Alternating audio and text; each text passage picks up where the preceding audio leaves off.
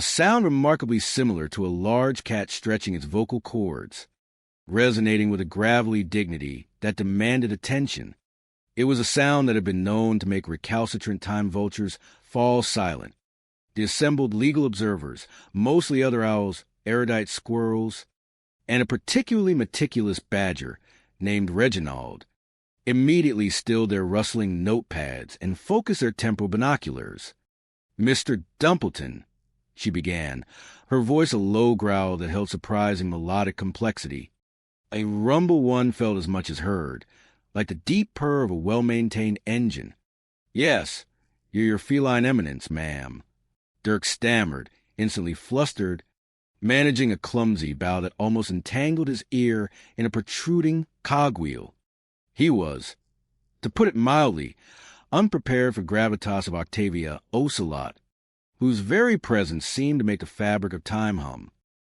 The justice arched a perfectly sculpted eyebrow, a subtle movement that conveyed volumes of world-weary judgment, honed over centuries of hearing petty squabbles.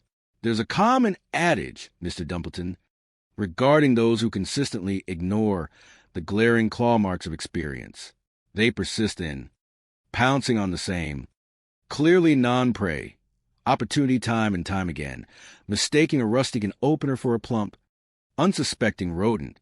I've perused your complaint, which, I might add, took an unfortunate detour through my morning saucer of timely tuna temptation, leaving several interesting, albeit illegible, crimson streaks across the most crucial paragraphs."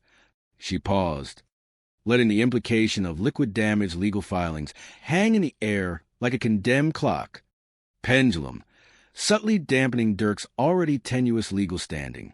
"Your long-standing relationship with Miss Petal, as described here, exists solely through the rather undeniable, and I quote, fact that you produce a shared genetic construct.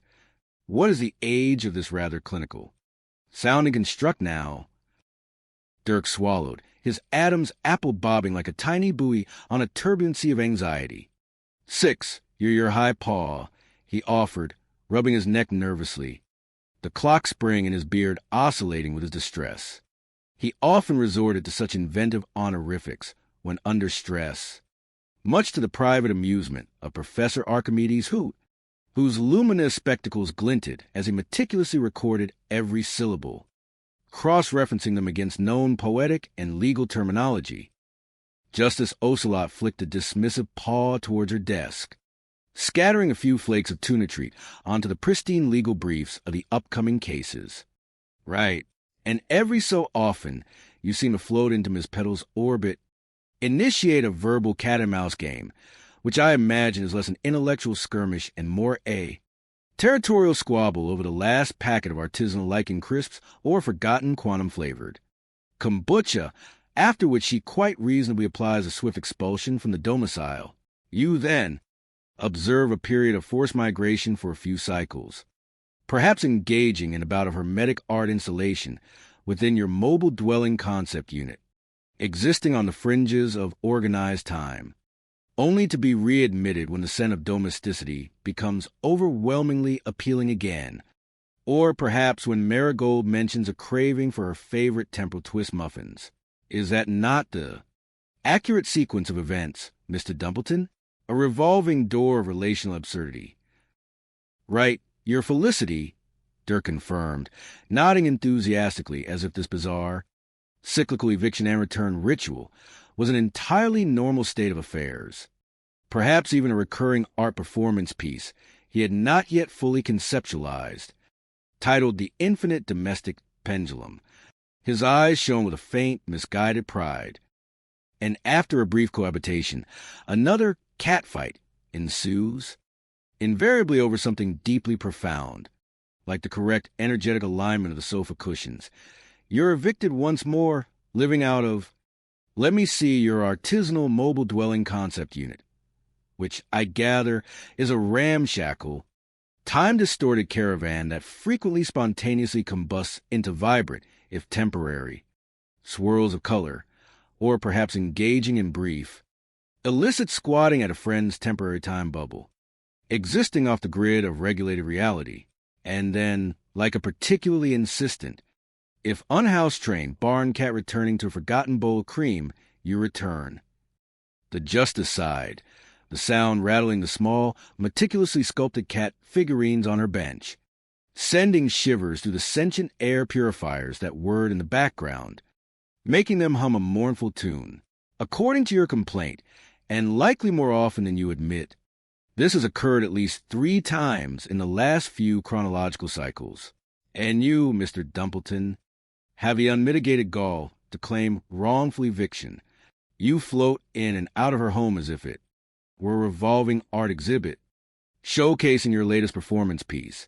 And when she changes the curator, you complain about the lack of appreciation for your unique brand of temporal disruption. Pippa Petals snorted delicately, a sound not unlike a unicorn blowing its nose after a particularly robust crystal-infused digital detox session. She crossed her arms, the various hues of her chakra-lined robes clashing subtly with the harsh, gleaming brass of the courtroom, a symphony of sartorial discord. A few of her LED flower clips flashed a particularly agitated red.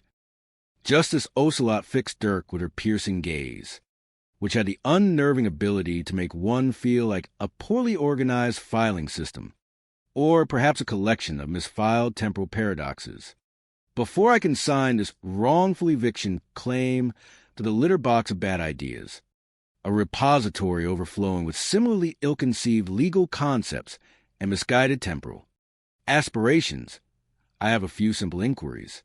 In any of these recent expulsions, when Ms. Petal, with what I imagine was considerable relief, applied the metaphorical boot to your person, were you, at any point, a signatory on the temporal lease agreement for the dwelling? Did your signature, Mr. Dumpleton, ever grace the official chronal parchment of her rented reality? Dirk's expressive hands fluttered like trapped temporal butterflies. No, Your Radiance. It was more an energetic cohabitation agreement, rather than a formal bureaucratic contract, a sacred, if unwritten, understanding between 2 flowing auras. Then how, by the whisker of 1,000 wise toms, by the immutable laws of Kronos Falls tenant-landlord statutes, do you contend you were evicted if you had no legal right to residence? Did you expect the Kronos, constabulary, agents of linear order, to consult your nebulous, energetic cohabitation document, a document, I might add, that exists purely within the nebulous ether of your own subjective reality, and which likely dissolves into artistic metaphor upon examination? Dirk's brow furrowed, a cascade of clock springs falling from his beard and landing with a faint ping on the polished brass floor. Well, I kind of flowed in there with her. It wasn't a planned move-in. You see, it was an organic process, a merging of energetic auras, an inevitable alignment. I lived with her from day one, essentially, from the first flicker of our shared domestic spark. Day one? What precise temporal marker does day one refer to? Mr. Dumpleton? The dawn of consciousness? The invention of sliced bread? The precise moment you last remembered to wind your internal clock? Or merely the first time you found yourself inexplicably on her sofa with no recollection of prior events? February of 2020. That's when the great glitch epidemic truly took hold, destabilizing the fabric of shared temporal reality and making formal contracts seem profoundly inauthentic. Dirk clutched at his chest dramatically, as if reliving a profound personal tragedy, not merely a minor global inconvenience.